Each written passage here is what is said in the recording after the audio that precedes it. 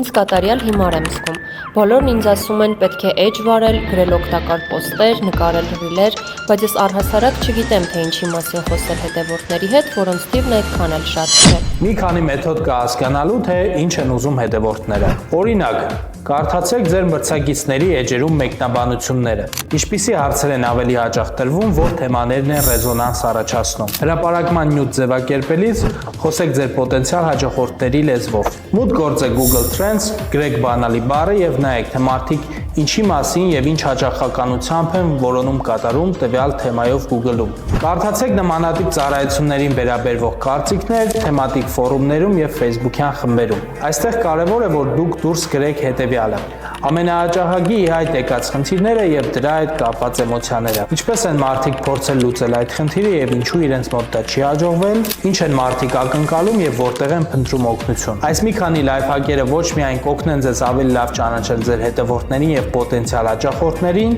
այլ նաեւ կազմել կոնտենտ պլան հաջորդող 1 ամսվա համար։ Հիշեք, կարեւոր է խոսել այն խնդիրների մասին, որ ձեր թիրախային լսարանն ունի։ Պետք չէ բարդացնել։ Առաջին պահից սկսած ընտրել բարդ եւ սուղ լսարանի համար նախատեսված թեմաներ։ Խոսեք ընդհանուր թեմաների մասին, իսկ ամենակարևորը՝ խոսեք պարզ լեզվով, առանց բարդ տերմինների եւ ոչ օգնեցուցիչ։